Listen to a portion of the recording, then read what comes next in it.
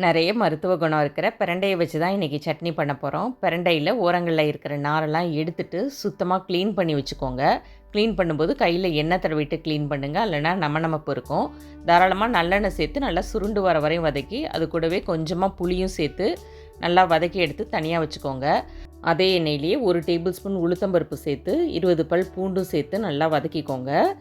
பூண்டு நல்லா வதங்கின பிறகு 6 வரமிளகாய் சேர்த்துக்கலாம். காரம் உங்கள் விருப்பத்துக்கு தகுந்த மாதிரி சேர்த்துக்கோங்க.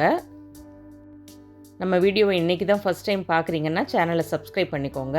உங்கள் ஃபேமிலி அண்ட் ஃப்ரெண்ட்ஸுக்கும் இந்த வீடியோவை ஷேர் பண்ணிவிடுங்க. 3 பெரிய வெங்காயத்தை கட் பண்ணி சேர்த்துருக்கேன். சின்ன வெங்காயம் சேர்த்து பண்ணாலும் நல்லாயிருக்கும். வெங்காயம் வதங்கினதும் ஒரே ஒரு சின்ன தக்காளி சேர்த்துக்கோங்க. புளி சேர்த்துருக்கிறதுனால தக்காளி சின்ன சைஸாக பார்த்து ஒன்று சேர்த்தா போதும். ஒரு கொத்து கருவேப்பிலையும் தண்டோட மல்லி இலையும் சேர்த்துக்கோங்க. இதில் இந்த கருவேப்பிலை மல்லி இலை சேர்க்குறது ரொம்ப முக்கியம். மல்லி இலை கருவேப்பிலை வாசனையோட சட்னியை சாப்பிடும்போது செம்ம டேஸ்ட்டாக இருக்கும். இது எல்லாமே நல்லா ஆறின பிறகு மிக்சர் ஜாருக்கு மாற்றிக்கோங்க. கொஞ்சமாக கல் உப்பு வச்சு நல்லா அரைச்சி எடுத்துக்கலாம். கொஞ்சமாக தண்ணி சேர்த்து அரைச்சதுனால நல்லா திக்காகவே இருக்குது.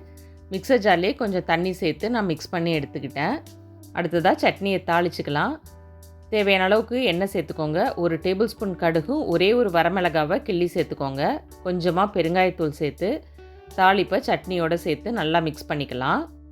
கை கால் வலி மூட்டு வலி இருக்கிறவங்க கண்டிப்பாக வாரத்தில் 2லேருந்து 3 தடவை பிரண்டையை சாப்பாட்டில் ஏதாவது ஒரு வகையில் சேர்த்துக்கோங்க.